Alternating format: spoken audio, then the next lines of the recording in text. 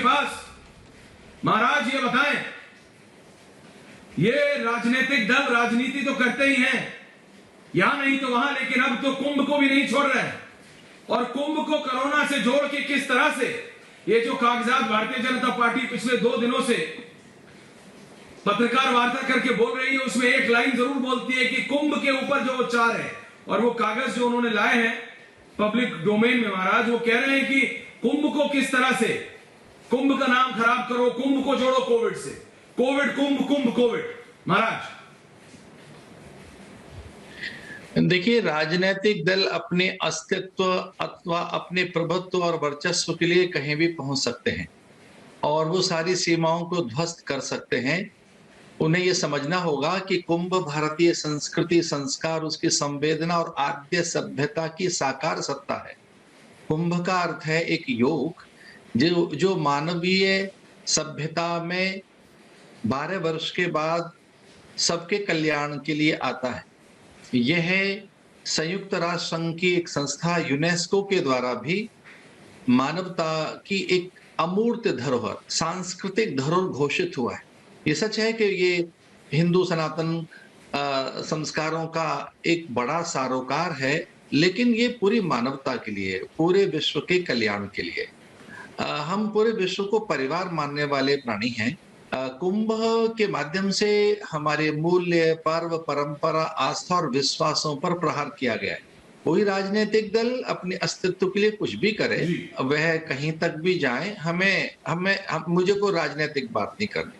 मुझे किसी उस राजनीतिक दल की जिनके द्वारा ये सब हुआ है उस पर कोई टिप्पणी नहीं करनी। मैं ये कहना चाहता हूँ, करोड़ों हिंदुओं की आस्था पर ये चोट पहुंचाई गई है, उन पर प्रहार किया गया है और ये एक नैरेटिव्स खड़ा किया गया है कि कुंभ कोरोना स्प्रेडर है। आप आंकड़े उठाकर देखें, आंकड़ों की सत्यता और उसके यथार्थ को देखिए।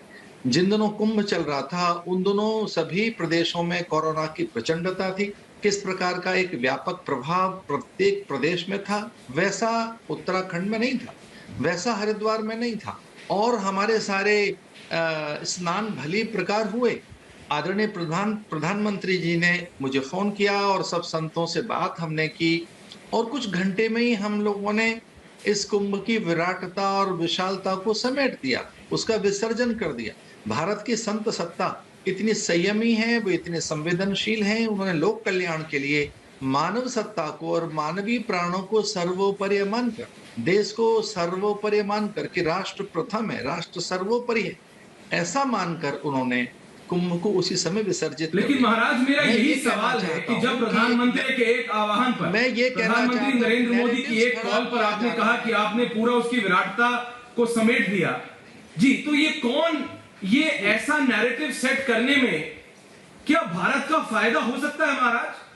आपका तो राजनीति से कोई मतलब नहीं, मैं इसीलिए आपसे पूछ रहा हूं। भारत का नाम खराब करके, ये कह के हिंदू धर्म पर ऐसे करके, इससे किसका फायदा हो सकता है?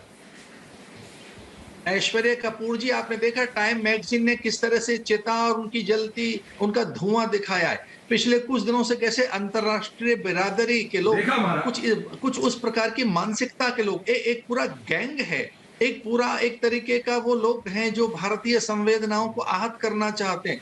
जब पूरे विश्व में भारत का योग, भारत का आयुर्वेद अथवा भारत के आध्यात्मिक विचार, जब उनका प्रचार प्रसार है, तुलसी, नीम, गिलोय, इनकी स्वीकृति और इनके लिए मान्यता पैदा हुए पूरे संसार में।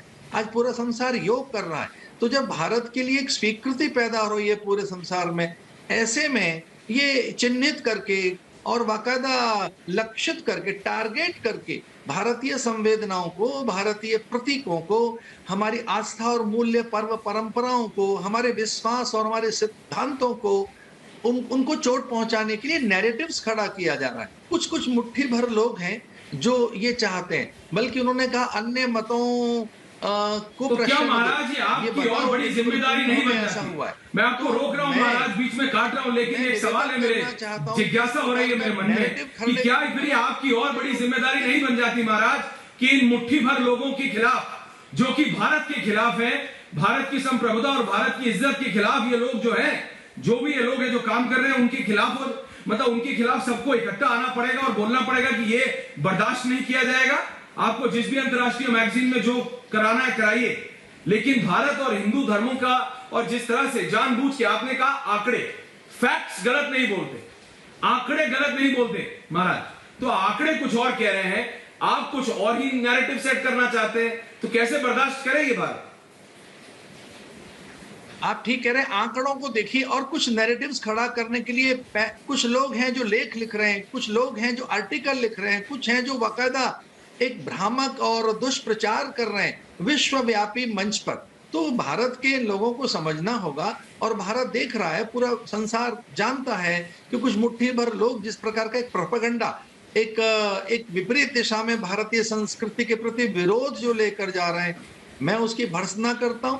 संत समाज में भारी रोष है, संतों के जितने संगठन हैं वो सब आहत हैं, व्यथित हैं। इस बात पर सबके सब अधिक चिंतित हैं कि भारतीय संत परंपरा और हमारे मूल्य अथवा हमारी आस्थाओं पर चोट न पहुंचाई जाए। राजनीतिक दल जो करना चाहें करें, वो अपनी राजनीति करें, पर वो कम से कम आध्यात्मिक गलियारों में प्रवेश न करें।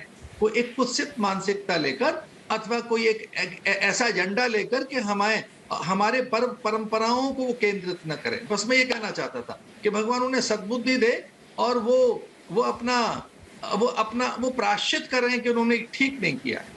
धन्यवाद।